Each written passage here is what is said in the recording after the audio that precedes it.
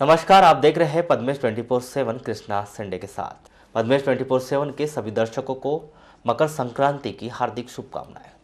चलिए सबसे पहले नजर डालते हैं आज की हेडलाइंस पर।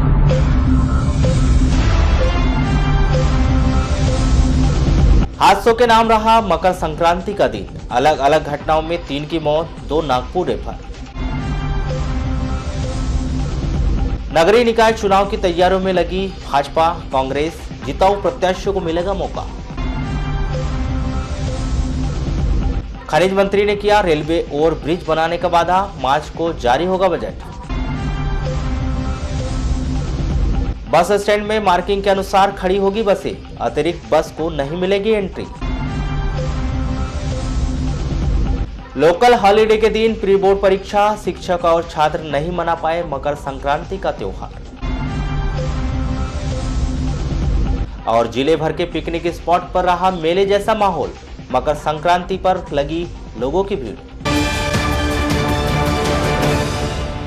अब समाचार विस्तार से। अपने जन्मदिन के अवसर पर पिकनिक मनाने गए युवक की बनगंगा नदी में डूबने से जल समाधि बन गई, जिसके बाद होमगार्ड और एसडीआरएफ की टीम ने करीब 20 घंटे बाद भारी मशक्कत से युवक के शव को नदी से बाहर निकाला। आपको बताया कि ग्रामीण थाना के अंतर्गत ग्राम रोशना के पास स्थित बनगंगा नदी के धूमगोटा डोह में हुई मृतक परमेश्वर पिता बसंत दमाहे 22 वर्ष विश्रामपुर निवासी का 14 जनवरी को जन्मदिन था और वो अपने दोस्तों के साथ पिकनिक मनाने रोशना और धापेवाड़ा के बीच वैनगंगा नदी में गया था।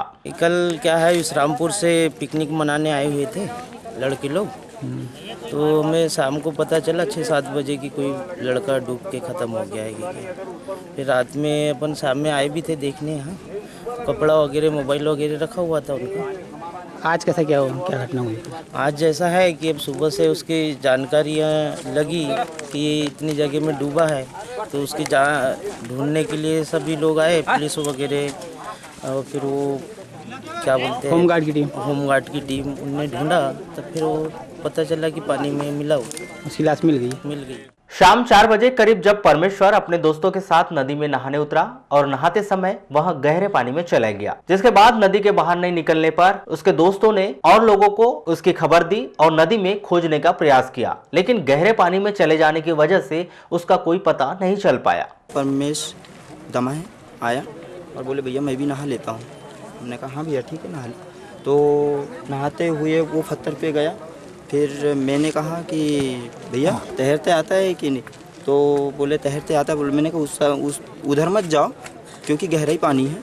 तो बोले तैरते आता है। बोले मैं उस तरफ से हो आता हूँ। बोले तो क्या हुआ कि आगे तक ही गया और बचाव करके आवाज़ आई।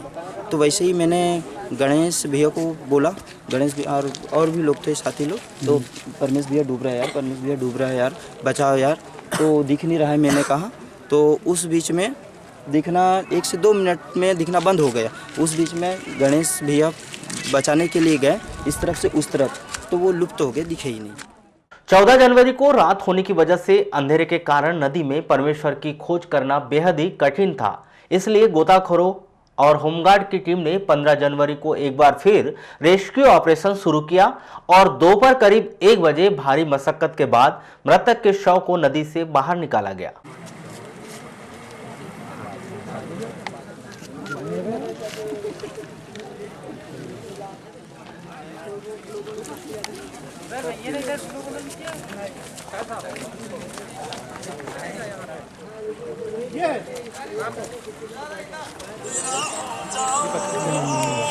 हेलो, डूबने के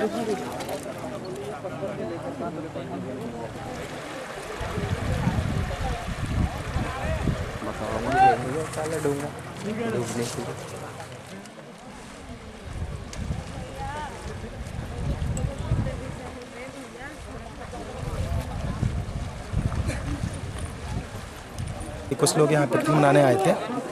तो पिकनिक मनाते समय एक व्यक्ति नदी के बीच धार में फंस के वो डूब गया है। तो वहाँ से एसडीआरएफ और होमगार्ड की संयुक्त टीम मिलकर हम लोगों ने आज यहाँ रेस्क्यू किया। लगभग 3 घंटे की कड़ी मेहनत के बाद सबको बरामद कर लिया गया है और थाने संबंधित को लाश को सुपुर्द कर दिया। सब प्रथम दृष्टया क्या लगता है? बस यही लगता है कि वो व्यक्ति एंजॉय करने गया था, तैरने गया था और जहाँ तक उसकी सांस फूल गई होगी तो दम टूट गया होगा। शहर के बैहर चौकी स्थित एक निर्माणाधीन कॉम्प्लेक्स की दुकान की छत ढलाई के दौरान लिफ्ट से मजदूर के गिरने से मौत हो गई। 15 जनवरी को दूसरे माले पर दुकान की छत की ढलाई का काम चल रहा था। इस दौरान 6 मजदूर छत ढलाई का काम कर रहे थे। तभी मिक्सर मसाला पहुंचाने वाली लिफ्ट छत पर खींचते समय महेश मांद्रे उम्र 32 वर्ष निवासी सिहोरा ग्रामीण थाना की लिफ्ट खींचते समय अनियंत्रित होकर नीचे गिरने से मौत हो गई। मैं मशीन में ऑपरेटर था। हाँ। 8 लोग काम कर रहे थे, जिसमें 2 लोग ऊपर रहते हैं। तो इसमें से महेश क्या कर रहा था उस समय? ऊपर वही बंडी चलाते हैं। हाँ। तो हंडा ऊपर गया वैसा, और माल पलटाते समय अचानक लिफ्ट का नट खुला, तो हंडे से नीचे आया। नट का 1-2 इंच। ऊपर कितने मजदूर थे? ऊपर सब 2 बंडी वाले थे, 5-6 लोग पावड़, मतलब 2 लोग पावड़े वाले भी थे और 2-3 मिस्त्री थे। ये काम कौन सा काम कर रहा था? ये वही बंडी ढकेलने वाला काम कर रहा था। मध्य प्रदेश शासन उच्च शिक्षा विभाग के द्वारा वर्तमान शिक्षण सत्र में खेल कैलेंडर के अनुसार करवाए गए खेलों की समीक्षा बैठक का आयोजन जिले के अग्रणी शिक्षण संस्थान जटाशंकर त्रिवेदी कॉलेज में करवाया गया। खेल अधिकारी जसवीर सिंह सौंधी ने बताया कि बैठक के दौरान सभी महाविद्यालयों के क्रीड़ा प्रभारियों से जानकारी ली गई, जिसे वरिष्ठ स्तर पर भेजा जाएगा, जहां से इस बात की समीक्षा की जाएगी कि किस महाविद्यालय के द्वारा कौन से खेल की प्रतियोगिता का आयोजन नहीं किया गया है। शायद भविष्य में उन्हें नोटिस भी जारी किया जा सकता है। आज जो मीटिंग रखी गई है, मध्य प्रदेश शासन शिक्षा विभाग का जो खेल कैलेंडर हमें प्राप्त होता है वो सब समाप्त हो गया खेल। उसकी एक समीक्षा बैठक, उसका एक प्रतिवेदन जिसने अपना टूर्नामेंट कराया है वो एक प्रतिवेदन यहाँ लेके आए हैं।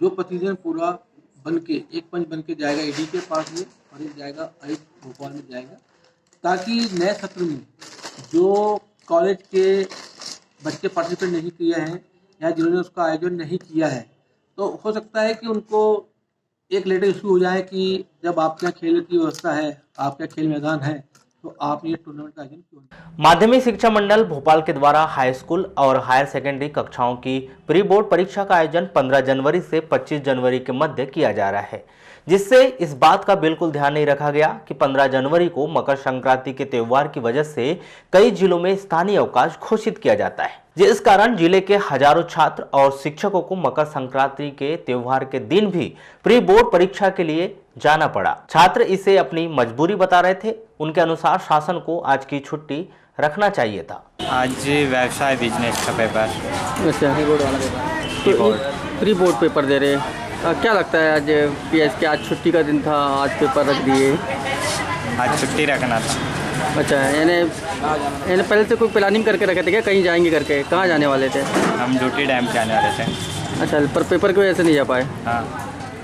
परीक्षा लेने पहुंचे शिक्षक इसे शासन का आदेश मानते हैं, लेकिन संक्रांति के दिन परीक्षा ले जाने पर वह थोड़े से आश्चर्यचकित नजर आ रहे हैं। मध्य प्रदेश शासन के आदेश अनुसार शिक्षा विभाग ने 12वीं प्री बोर्ड और 11वीं प्री वार्षिक परीक्षा लेने का निर्णय लिया गया है।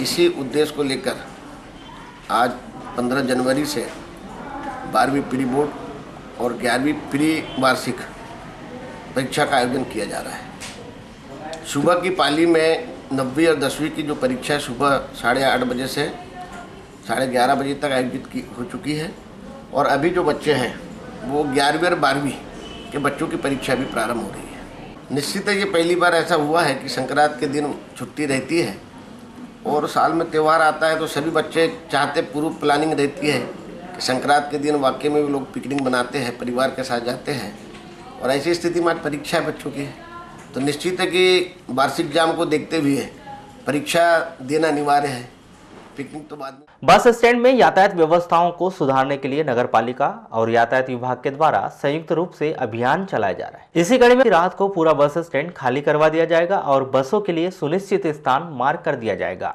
जिससे जिस बस का गंतव्य स्थान पर जाने का समय होगा वही बस उस मार्किंग वाले स्थान पर आकर खड़ी होगी। दूसरी बसों की एंट्री बस स्टैंड में नहीं दी जाएगी, जिससे यातायात व्यवस्था सुचारू हो जाएगी। हाँ, नगर निगम मार्किंग करने वाली, कल हमारी सीएम साहब से बात हुई थी तो रात में मार्किंग होना था, पर अभी किया नहीं है, तो आज करेंगे शायद। हाँ, जो मार्किंग होगी तो जो जहाँ नंबर निर्धारित रहेंगे सब बसें वहीं निर्धारित बस जगह पर ही लगेगी। मतलब एक्स्ट्रा बस एक भी बस स्टैंड में नहीं, एक्स्ट्रा बसें नहीं लगेंगी इसके। 31वें राष्ट्रीय यातायात सप्ताह के अवसर पर रोजाना विभिन्न कार्यक्रमों के आयोजन किए जा रहे हैं। 15 जनवरी को इसी कड़ी में गाड़ियों के नंबर प्लेट को सुचारू रूप से लिखने, नंबर प्लेट नहीं होने पर उनके नंबर लिखने का काम किया गया। इस कड़ी में लगभग 1 सैकड़ा से अधिक मोटरसाइकिलों के नंबर लिखे गए। सड़क सुरक्षा सप्ताह से आज के कार्यक्रम में हम सभी गाड़ियों के जिनमें प्लेटें नहीं है, नंबर नहीं डले, वो नंबर डलवा रहे हैं। जिनमें प्लेटें भी नहीं है उनमें प्लेटें और नंबर दोनों डलवा रहे हैं। 11 और 15 जनवरी को जिले के 4 नगरीय निकाय का कार्यकाल समाप्त हो गया। इसके साथ ही शुरू हो गई पार्षद प्रत्याशियों को लेकर कांग्रेस, भाजपा सहित अन्य पार्टियों की अपनी अंदरूनी तैयारियां। नए नोटिफिकेशन के अनुसार आगामी अप्रैल मई माह में चुनाव करवाए जाएंगे। आपको बता दें कि मध्य प्रदेश शासन के द्वारा नगरीय निकाय चुनाव में भले ही देरी की जा रही हो, लेकिन सभी राजनीतिक पार्टियां इस मौके का पूरा लाभ उठाने की तैयारियों में दिख रही है। भारतीय जनता पार्टी के जिला अध्यक्ष रमेश भट्टेरे तो सीधे सीधे प्रदेश सरकार पर आरोप लगाते हैं और कहते हैं कि कार्यकाल समाप्त हो गया लेकिन चुनाव नहीं करवाए गए। शासन इस चुनाव से बचते दिखाई दे रही है। श्री भट्टेरे तो अभी से जनता से अपील कर रहे हैं कि एक बार फिर जिले की जनता भारतीय जनता पार्टी के प्रत्याशियों को चुनाव जिताए। कायदे से तो देखा जाए तो अब तक के तो तय समय के मुताबिक चुनाव हो जाने चाहिए थे, लेकिन जैसा कि हम देख रहे हैं सरकार चुनाव से भाग रही है। सरकार चुनाव कराने से डर रही क्योंकि सरकार को अपनी असलियत के बारे में पता है। लेकिन चूंकि अब तो सरकार का निर्णय और चुनाव जैसा कि बढ़ चुके हैं, नए नोटिफिकेशन जारी हो गए, आगामी अप्रैल मई में चुनाव होगा। इन्हें तो पार्षदों के माध्यम से चुनाव कराना है। हम तो अभी से जनता से अपील करते हैं कि चूंकि सिंबल बेसिस चुनाव होना है, जैसा कि जो जानकारी है भारतीय जनता पार्टी की सभी जगह भाजपा अपने पार्षद प्रत्याशी हर सभी नगरीय निकायों में उतारेगी, जितने भी नगरीय निकाय में चुनाव होगा। और हम अभी से ही जनता से अपील करते हैं क्योंकि ये सरकार भी कोई बहुत ज़्यादा दिन रहने वाली नहीं है और ऐसी कड़ी में जनता भारतीय जनता पार्टी के साथ रहे। जहां भारतीय जनता पार्टी चुनाव की तैयारियों में पूरी मुस्तैद दिखाई दे रही है, तो कांग्रेस भी एक कदम आगे बढ़ते हुए इस चुनाव में पूरा दमखम दिखाने की तैयारी में जुट गई है। बीते दिनों छत्तीसगढ़ राज्य के चुनाव से वे बहुत अधिक उत्साहित है। उनके अनुसार वहां कांग्रेस की सरकार थी। इस आधार पर स्थानीय चुनाव में भी जनता ने कांग्रेस को मौका दिया और ऐसा मध्य प्रदेश में भी होगा। कार्यकर्ताओं पर ध्यान में रखते हुए ऐसे नौजवान युवा जीतने वाले लोगों को हम आगे लाएंगे।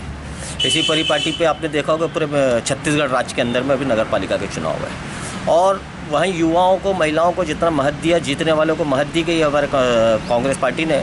तो आज पूरे छत्तीसगढ़ के अंदर में कांग्रेस का बोलबाला है। जहां महापौर नगर निगम की बात आती है तो 10 में से 10 कांग्रेस के नगर निगम में हमारी कांग्रेस जीत कर आई है और यही हसर मध्य प्रदेश में भी होगा। यही नहीं, कांग्रेस पार्टी के द्वारा लगातार पर्यवेक्षकों को जिले में भेजा जा रहा है और गोपनीय रिपोर्ट तैयार कर जिताऊ प्रत्याशियों को मैदान में उतारने की तैयारी कर रहे हैं। पिछले चुनाव में हारे हुए प्रत्याशी चुनाव में खड़े होंगे या नहीं, इस पर कांग्रेसी जवाब नहीं दे रहे कि प्रत्याशी जिताऊ हो, इस बात से कोई फर्क नहीं पड़ता कि वह पिछला चुनाव हारा था या जीता था, जिससे यह बात स्पष्ट दिखाई दे रही है कि कुछ पार्षदों के टिकट भी कर सकते हैं। हर वार्ड के अंदर में कांग्रेस संगठन जो है प्रदेश कांग्रेस कमेटी की तरफ से जिला कांग्रेस कमेटी को निर्देश है और गोपनीय रिपोर्ट आज वर्तमान में चल रही है। ब्लॉक कांग्रेस कमेटी के माध्यम से आपने देखा होगा कि हमारे AICC से और प्रदेश कांग्रेस से लगातार हमारे पर्यवेक्षक आते जा रहे हैं किसी न किसी। ये जो पर्यवेक्षकों का दौर चल रहा है वो एक तरीके से इसी बात को लेकर चल रहा है, चाहे वो कोऑपरेटिव सेक्टर का मामला हो, चाहे मंडी का मामला हो, चाहे जिला पंचायत का मामला हो, चाहे जनपद का मामला हो, चाहे नगर पालिका का मामला हो। तो यहाँ पर हम हर वार्ड के अंदर में जीतने वाले लोगों की तलाश में लगे हुए हैं। बहुजन समाज पार्टी की मुखिया मायावती के 64वें जन्मदिन का आयोजन शहर के अंबेडकर चौक में किया गया। इस दौरान बड़ी संख्या में बहुजन समाज पार्टी के पदाधिकारी व सदस्य उपस्थित रहे, जिन्होंने अपने पार्टी सुप्रीमो मायावती का जन्मदिन मनाया। शहर में यातायात व्यवस्था को सुचारू करने के लिए रेलवे फाटक पर ओवरब्रिज निर्माण की मांग वर्षों से उठ रही है, जिस पर खनिज मंत्री प्रदीप जायसवाल ने बड़ा बयान देकर एक बार फिर उम्मीद जगा दी है। खनिज मंत्री श्री जायसवाल ने पद्मेश से चर्चा में दौरान बताया कि मार्च महीने में नया बजट जारी होगा, जिसमें सरकार से वे शहर के 2 ब्रिज के लिए राशि जारी करवाएंगे, जिससे शहर की यातायात व्यवस्था सुचारू हो जाएगी। मैं माननीय कमलनाथ जी से मैंने बात किया हूँ, वो मैंने अपने तरफ से लिख के भी दिया हूँ। हमारे वित्त मंत्री से चर्चा हो चुकी है और हम प्रयास कर रहे हैं कि जैसा मैंने कहा वित्तीय संकट से उभरा है अभी, जो मार्च का जो बजट आएगा हम प्रयास करेंगे मार्च के बजट में बालाघाट जिले के कम से कम 2 या 3 बड़े ब्रिज है वो ब्रिज आ जाएंगे। पद्मेश न्यूज से चर्चा के दौरान NHI कटनी में पदस्थ वरिष्ठ अधिकारी श्री बांछल ने बताया कि बालाघाट रजेगांव गोंदिया मार्ग बीते वर्ष में NHI को हस्तांतरित कर दिया गया है। इस दौरान NHI के द्वारा DPR तैयार करने का काम किया जा रहा है, जिसमें मार्ग में आने वाले पुल पुलिया रेलवे ब्रिज का निर्माण कार्य भी उनके विभाग के अंतर्गत होगा, जिससे उम्मीद लगाई जा रही है कि सरेखा रेलवे ब्रिज का निर्माण कार्य NHI के द्वारा करवाया जाएगा, जिससे शायद शहर के 2 और ब्रिज निर्माण कार्य NHI के माध्यम से हो सकते हैं।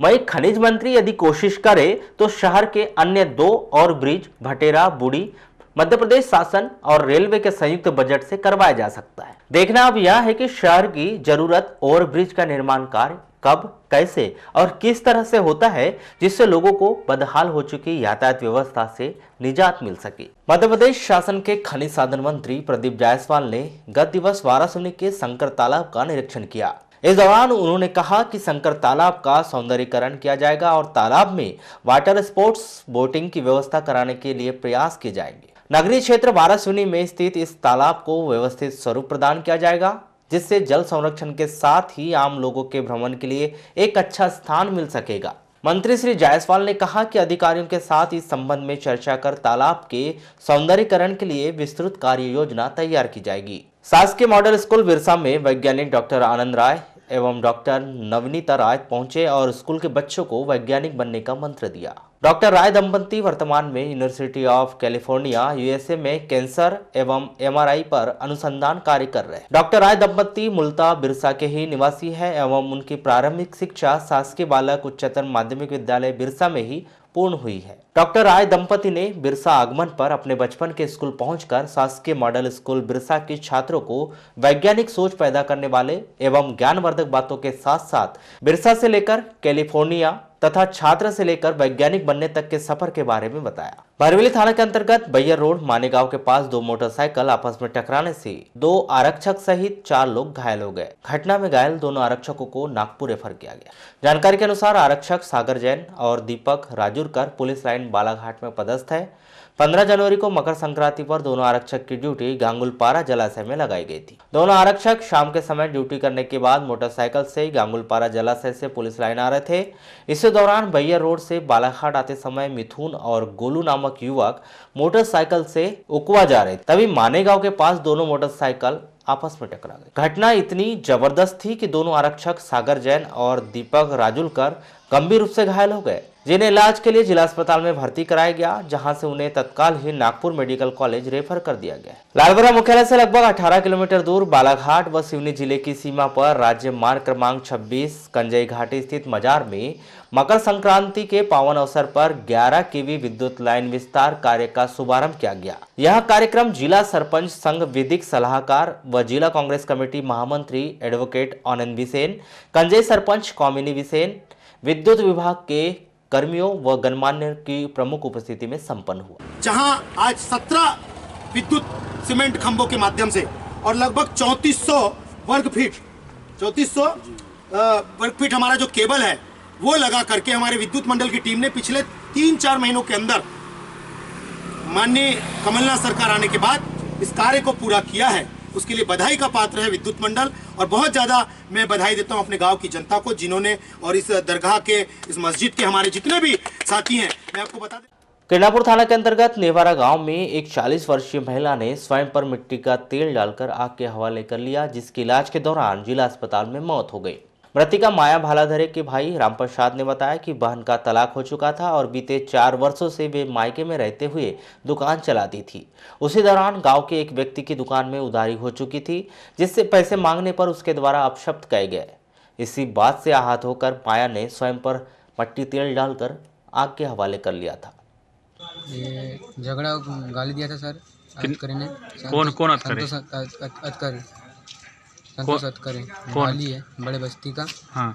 तो उस वजह से मैं तो घर में ही था सर। हाँ। तो बता थे कि गाली गुली गलत दिए, और ये भी बताते आते आते 108 में लाए तक कि पप्पू गाली दिया संतोष अतकरी है, बस इतना ही बोले। बस भाई क्या करती थी?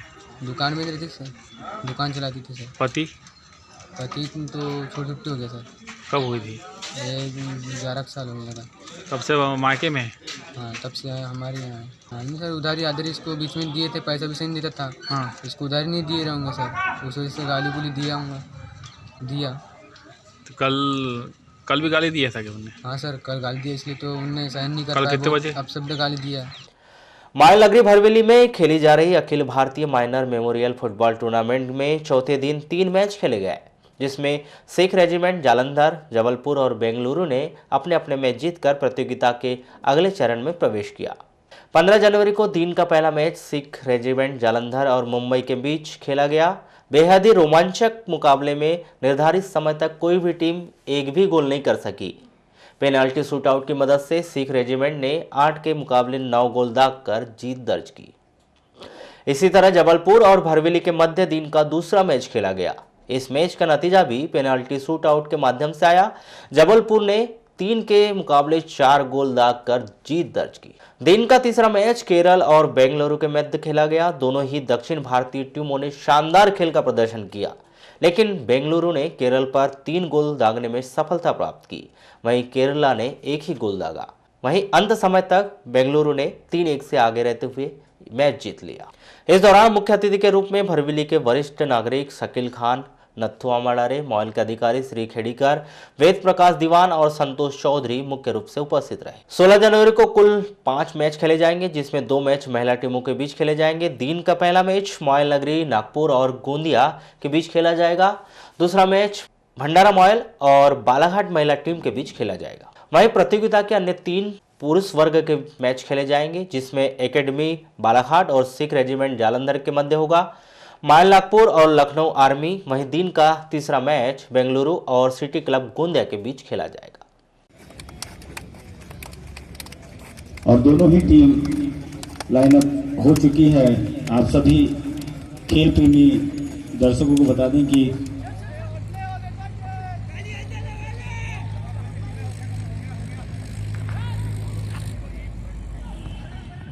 काफी अच्छा मैच यहाँ शुरुआती दौर से ही तेज हो गया है।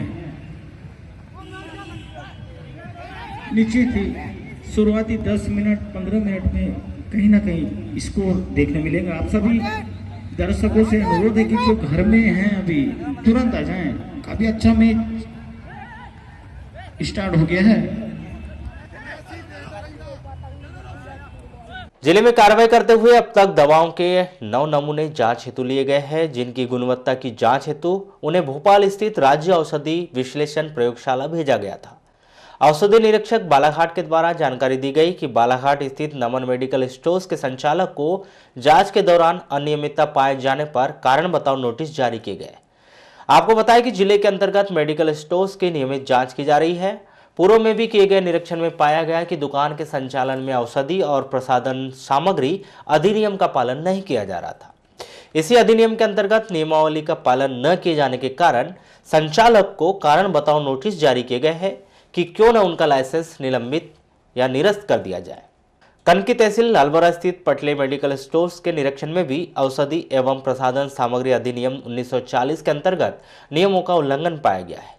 दुकान में दवाओं के स्टॉक में भी गड़बड़ियां पाई गई है।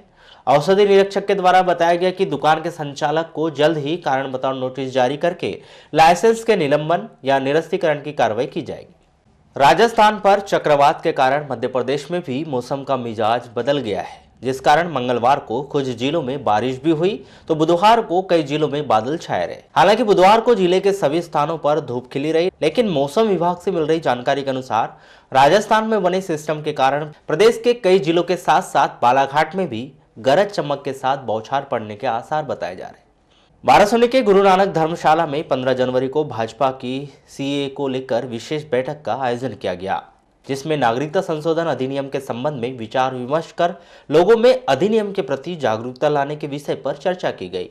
वहीं प्रचार सामग्री बांटकर नगर में लोगों से घर घर जाकर संपर्क कर समझाने पर जोर दिया गया। साथ ही जिले में आयोजित सीएए के समर्थन में विशाल तिरंगा रैली में अधिक से अधिक लोगों को आमंत्रित करने के विषय में विस्तार पूर्वक चर्चा की गई। क्या मध्य प्रदेश सरकार ने मुसलमानों को कुछ नहीं दिया? हम विधानसभा में है ना, क्या दिया हमारी जानकारी में? तो इतना सब देने वाली पार्टी इसका विरोध क्यों? अभी कई प्रश्न करके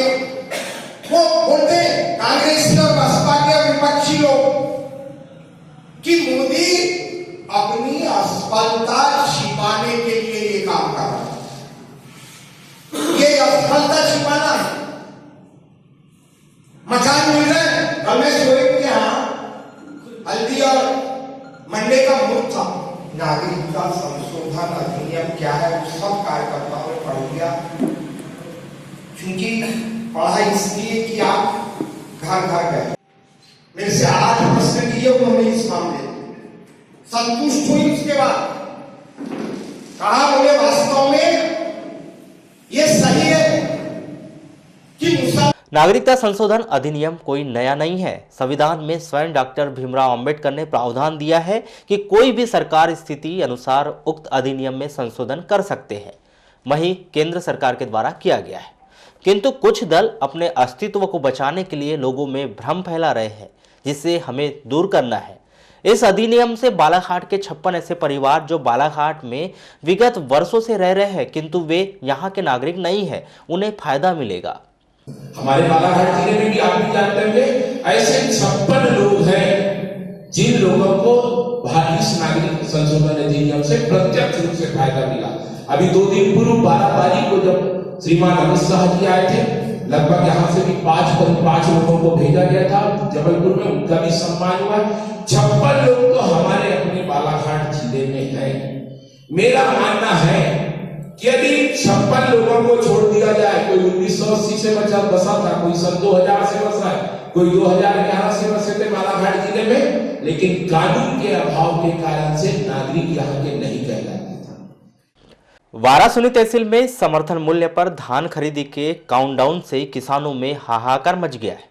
वारासुनी, रामपायली और डोंगरमाली के अंतर्गत आने वाली समस्त सोसाइटियों के किसान अपनी उपज को बेचे जाने के लिए शासन से धान खरीदी तारीख को आगे बढ़ाने की लगातार मांग कर रहे हैं। वहीं सोसाइटियों का भी कहना है कि किसानों की मांग जायज है। पद्मेश न्यूज से चर्चा करते हुए किसान रविंद्र पारधी ने बताया कि उनकी अभी आधी उपज ही बिकी है और आधी उपज बाकी है। उनके क्षेत्र में जो किसान हैं उनके तो और भी बुरे हालात है। पहले ही मौसम की मार ने उन्हें बेबस कर दिया है। कुछ धान बिकी है आपकी? आधी बिकी और आधी तो खेत में ही है अभी।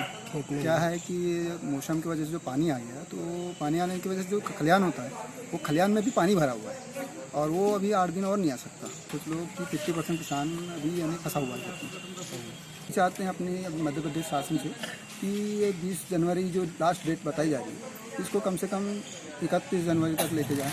कम से कम जो बचे किसान हैं उनको कम से कम टाइम मिल जाए 8 दिन का, तो 8 दिन। किसान जयराम गौतम ने कहा कि काफी केंद्रों में धान की खरीदी विलंब से शुरू हुई। गांव के गांव मैपिंग नहीं होने से छूट गए थे। किसानों को अपनी उपज समेटने और सहेजने में काफी समय लग गया। इसी वजह से दिक्कत है। प्रशासन को चाहिए कि वह धान खरीदी की तिथि को आगे बढ़ाए। ये सच्चाई है सर कि खरीदी जो 20 जनवरी है इसको बढ़ाना चाहिए। अब बरसात के कारण तो बाधित हुई थे, अभी कहानी वहानी बाकी है। जहाँ कई सेंटरों में तो जो लेट चालू हुई खरीदी, वहाँ तो बहुत तो अभी धान जाने का बाकी है। इस कारण से खरीदी को बढ़ाना चाहिए। हाँ, बाद में मैपिंग हुई है, उस कारण से तो वहाँ बहुत कम खरीदी हुई है और बहुत से किसान अभी धान बेचने के बाकी है। इस कारण से खरीदी बढ़ाना चाहिए। भाजपा के पूर्व ग्रामीण मंडल अध्यक्ष प्रदीप शरणागत ने मांग की कि किसानों की स्थिति को देखते हुए मध्य प्रदेश सरकार धान खरीदी की तिथि को बढ़ाए जाने की शीघ्र घोषणा करे। हम जानते हैं कि धान खरीदी जिले में जो तारीख 2 दिसंबर से थी, किंतु समय से धान खरीदी प्रारंभ भी नहीं हो पाई और बीच में धान खरीदी में कई व्यवधान आए। असमय बारिश हो गई है, कई बार सोसाइटी के जो कर्मचारी हैं उनकी हड़तालें हुई, जिसके कारण धान खरीदी का कार्य बड़ी मात्रा में प्रभावित हुआ है। कई सोसाइटियों में तो ऐसा हुआ है कि बारदानों की व्यवस्था भी नहीं हो पाई, परिवहन की व्यवस्था ठीक नहीं हो पाई, जिसके कारण किसानों को बहुत दिक्कत हो रही और धान खरीदी में मात्र अब 5 दिन बचे हैं। किसानों की दहाई ठीक ढंग से नहीं हो पा रही है क्योंकि पानी खेतों में भरा हुआ है। इसलिए मेरा शासन से मांग है कि जो धान खरीदी की तारीख है वो 20 जनवरी से कम 15 दिन बढ़ाया जाए ताकि किसानों को अपनी धान उपज बेचने में सहूलियत हो। खरीदी प्रभारी दीनू परिहार ने कहा कि चारों ओर से किसानों की आवाज खरीदी तिथि को बढ़ाए जाने के लिए गूंज रही है। तिथि बढ़ाए जाने के लिए पर्याप्त कारण है। उन्होंने कहा कि अभी भी काफी ऐसे केंद्र हैं जहां पर मुश्किल से 25 से 30% तक ही धान की खरीदी हो पाई है। उन्होंने कहा कि वह धान खरीदी करने बैठे हैं। उन्हें शासन की ओर से अंतिम तिथि 20 जनवरी का पत्र पुनः आ गया है कि वह अपनी अपनी सोसाइटियों में व्यवस्था चाक चौबंद रखे। तारीख तो बढ़नी चाहिए, लाजमी है, अब देखिए शासन प्रशासन की तरफ से तो हमें एक लेटर अभी प्राप्त हुआ है जिसमें साफ स्पष्ट निर्देश दिए गए हैं कि आप काटे पल्ले की आप अधिक से अधिक व्यवस्था करा लें और आप मतलब 20 तारीख तक ही खरीदी करे करके अब हम अपने तरफ से तो प्रयास कर रहे हैं, बाकी अब देखिए। बहरहाल जिला धान खरीदी प्रभारी जिलाधीश दीपक आर्य ने भी प्रशासन को पत्र लिखकर धान खरीदी की तिथि बढ़ाए जाने की बात कही है। फिलहाल सभी को तिथि के बढ़ने का इंतजार है। हिंदू धर्मावलंबियों का प्रमुख पर्व मकर संक्रांति बुधवार को जिला मुख्यालय सहित अन्य ग्रामीण अंचलों में हर्षोल्लास के साथ मनाया गया, जिसमें हिंदू धर्मावलंबियों के द्वारा पवित्र नदियों और जलाशयों में स्नान कर भगवान सूर्य की पूजा अर्चना कर उन्हें अर्घ्य चढ़ाया गया। प्रतिवर्ष की तरह इस वर्ष भी मकर संक्रांति के इस पर्व को लेकर लोगों में खासा उत्साह नजर आया और जिला मुख्यालय सहित अन्य ग्रामीण अंचलों के दार्शनिक पर्यटन स्थलों, नदियों के तट व विभिन्न उद्यानों सहित मंदिरों में लोगों की खासी भीड़ नजर आई। जहां लोग मकर संक्रांति का यह पर्व मनाते नजर आए, वहीं जगह जगह पिकनिक व पार्टियों का दौर जारी रहा। मकर संक्रांति के इस महापर्व पर वैनगंगा नदी घाट, डेंजर रोड, बजरंग घाट, शंकर घाट, गांगुलपारा, बॉटनिकल गार्डन सहित अन्य धार्मिक स्थलों पर खासी भीड़ नजर आई। वहीं किसी भी प्रकार की अनहोनी को रोकने के लिए जगह जगह पुलिस बल मौजूद रहा और हर बार की तरह इस बार भी लोगों ने पूर्ण आस्था व विश्वास के साथ इस पर्व को मनाया। बीते कई वर्षों से मकर संक्रांति पर्व पर पतंग उड़ाने का दस्तूर चला आ रहा है, जो मकर संक्रांति पर आज भी जारी रहा। इस विशेष पर्व पर लोग पूर्ण उत्साह और उमंग के साथ जगह जगह उम्मीदों की पतंग उड़ाते नजर आए। मकर संक्रांति के इस महापर्व पर सुरक्षा के विशेष इंतजाम देखे गए, जहां किसी भी प्रकार की अनहोनी को रोकने के लिए विभिन्न नदियों, जलाशयों, धार्मिक व पर्यटन स्थलों सहित मंदिरों में पुलिस बल मुस्तैद नजर आया और इसी कड़ी सुरक्षा के बीच लोगों ने आस्था की डुबकी लगाकर इस पर्व का आनंद लिया।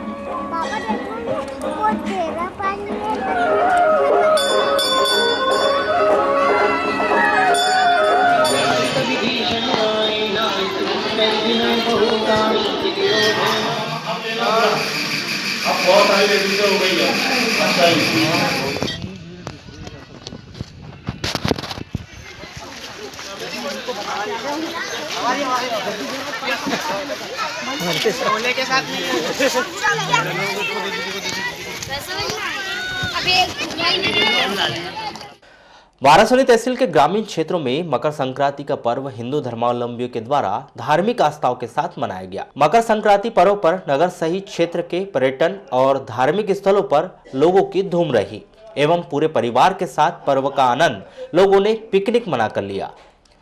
नगर के गांधी बाल उद्यान में सुबह से ही नन्हे मुन्ने बच्चों को लेकर उनके पालक बड़ी संख्या में पहुंचे और जमकर मस्ती की।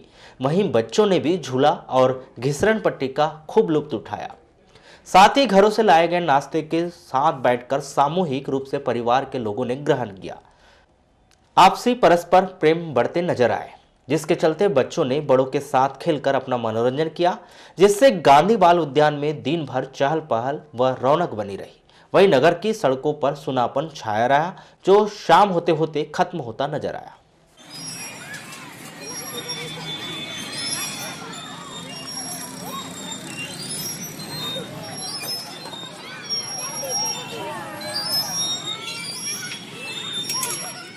लालगोरा तहसील में भी हिंदू धर्मावलंबियों का खास पर्व मकर संक्रांति इस वर्ष 15 जनवरी को नगर मुख्यालय सहित ग्रामीण क्षेत्रों में हर्षोल्लास के साथ मनाया गया। इस अवसर पर क्षेत्र के अंतर्गत पावन सलीला वैनगंगा नदी के घाटों पर स्थित पर्यटक स्थल पोटियापाट घाट, छिंदलई घाट व टूटी घाट पर पहुंचकर क्षेत्रीय नागरिकों व श्रद्धालुओं ने स्नान किया एवं पुण्य लाभ अर्जित किया। वहीं दूसरी ओर सर्राठी जलाशय, मुरुम नाला, चांवर पानी जलाशय व कंजई, शिवानंद वाटिका, कंजई बंजारी मंदिर सहित अन्य स्थानों पर परिवार सहित पहुंचकर नागरिकों ने पिकनिक का आनंद लिया।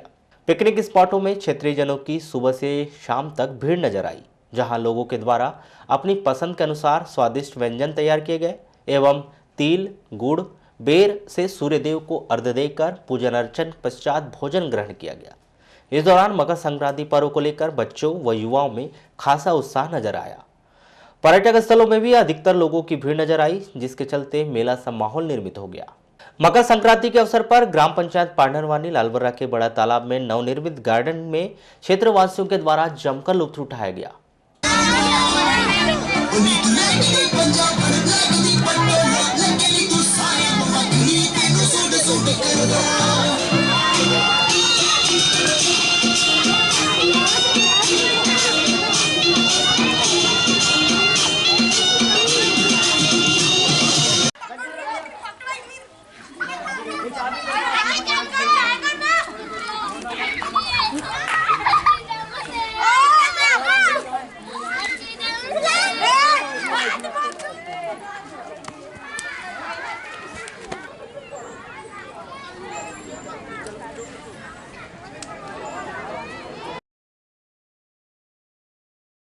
चलते चलते एक नजर आज के हेडलाइंस पर एक बार फिर।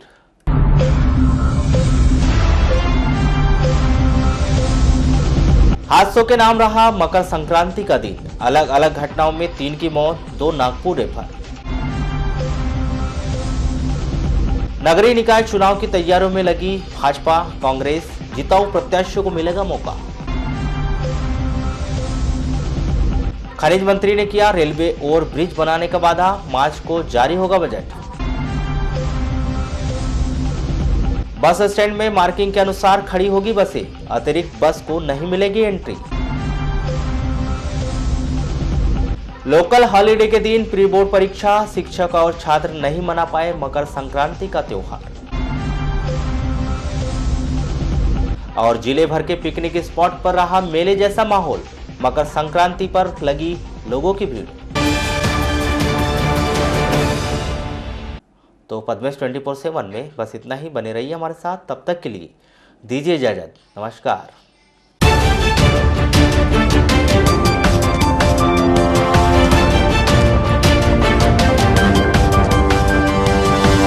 Audio